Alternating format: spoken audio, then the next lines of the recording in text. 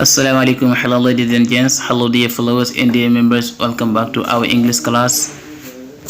Assalamu alaikum sama gars yi dal leen ak jàmm beneen yoon ci suñu chaîne YouTube bi ñuy jàngee anglais dal leen ak jàmm suñu cours anglais yi tey nag lu ñuy jël moom mooy some useful expressions maanaam ay expression boo xam ne ni dalay dimbale nga mun di wax anglais maanaam looy def ci bees yi ñi dem bu ci njëkk moom mooy to take a walk.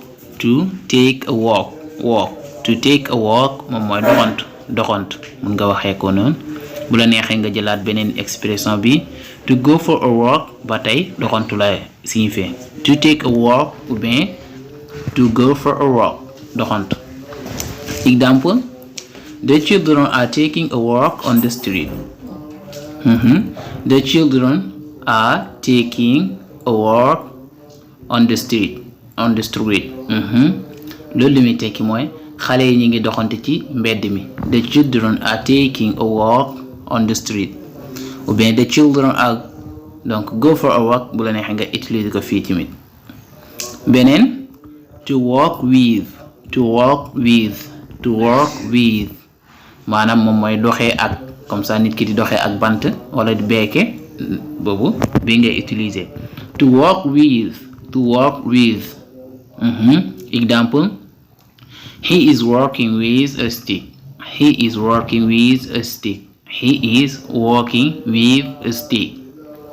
Maanaam mi ngi doxee ak bant donc moom mooy stick. He is working with a stick. No, I'm not working with a stick, doxewuma ak bant. Beneen to be enough moom mooy doy. waaw mu bëgg la wax ngay sotti man baax na doy na donc bi expression bi ñi dem expression baa ngi nii the bread is not enough for us.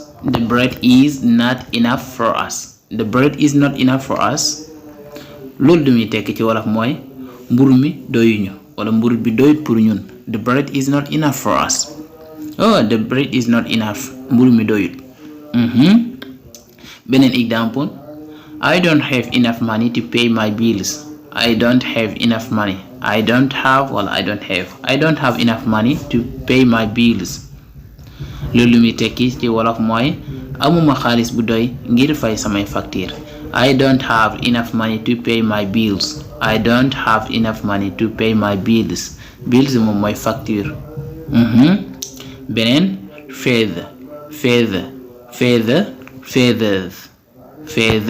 feathers moom mooy dunq comme par exemple ganaar gi dunq yi ci nekk wala picc mi moom la ñuy wax feathers. The feathers on that chicken are beautiful. The feathers on that chicken are beautiful. Loolu muy tekki mooy dunq bi nekk ci ganaar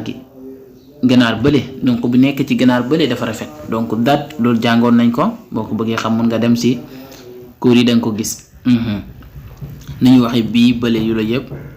We will not go to plant trees today.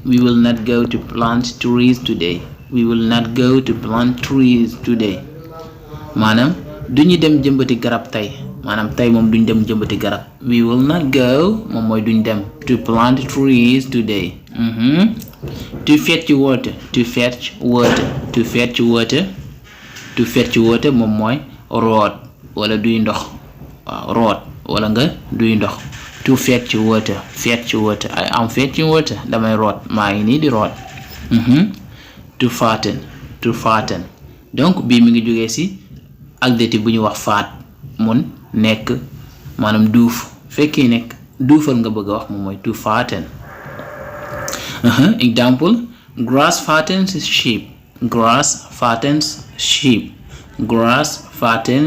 sheep. Maanaam ñax dafay duufal xar. Grass fattens sheep. I'm sorry. Beneen example, they sent someone to the meeting.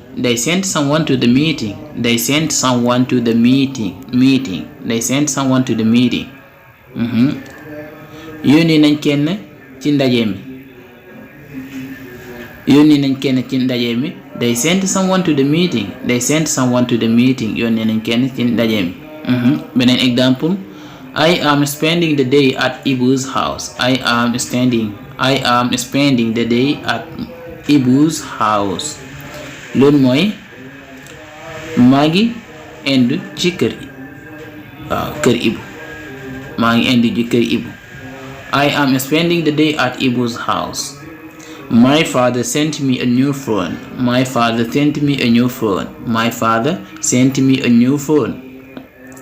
Loolu mooy tekki na sama baay yónnee na ma téléphone bu bees wala sama papa yónnee na ma téléphone bu bees. I have been sent new phone. Yónnee nañ ma téléphone bu bees bu la neexee. Beneen exemple. Sweep the front yard until it's clean. Sweep the front yard until it's clean. Bale leen ëtt bi ba mu set. Nii lañ koy waxee. Sweep the front yard until it's clean. I woke up early today. Maanaam dama teel a yeewu tey. Tey dama teel a yeewu nekk. I woke up early today. To tie moom mooy donc takk wala eew. Takk wala nga ne ko eew. Ba tey fekkee tie rek lañuy wax moom mooy signifier cravate. I hope the shepherd tied the sheep.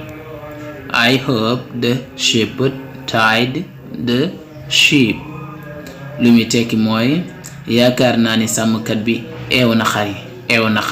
Donc fii eew la ñu wax parce que ay xar la duñ takk xar mais eew xari.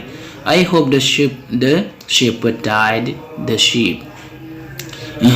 The farmers know millet.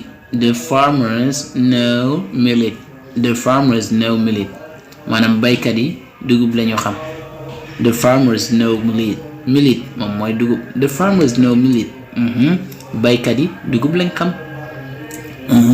Where have you been to?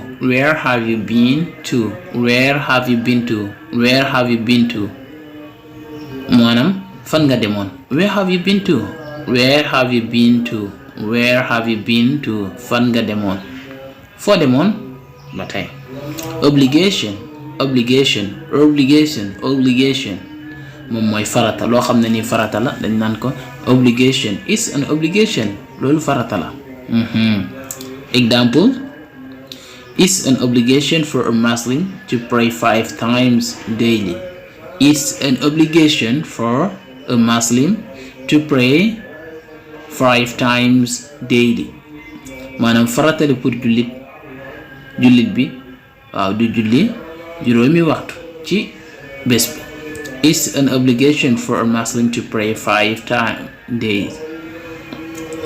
This lady is very dedicated to her job. Li muy tekki moom mooy ndaw si farlu na ci liggéeyam bi trop. Maanaam liggéeyam bi dasee farlu da koo jox cër. This lady is very dedicated to her job. Beneen example. Fatu is limping. She stumbled. Fatu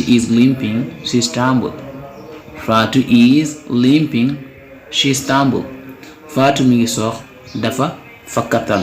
Maanaam fakkastal mu ne Fatu is limping. She stumbled. You should call yourself to be healthy.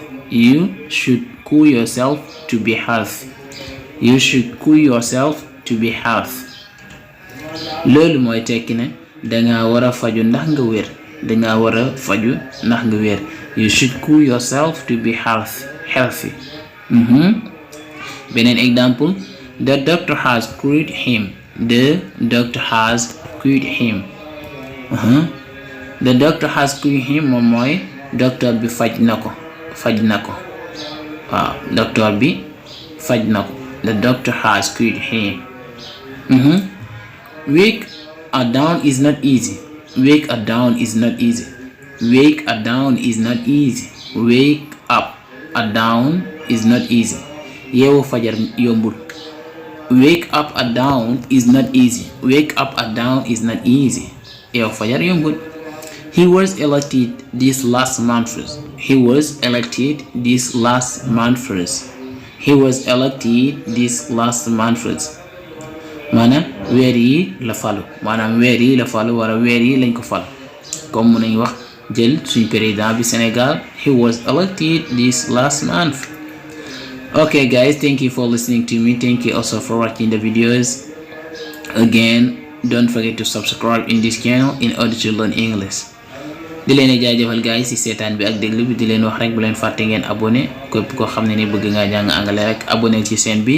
boo abonné nga bës cloche de notification bi nga xam ne vidéo buñ dugal rek ci ñu koy njëkk am ci ngay bokk. Ayo guys, see you in another class and take care of yourself.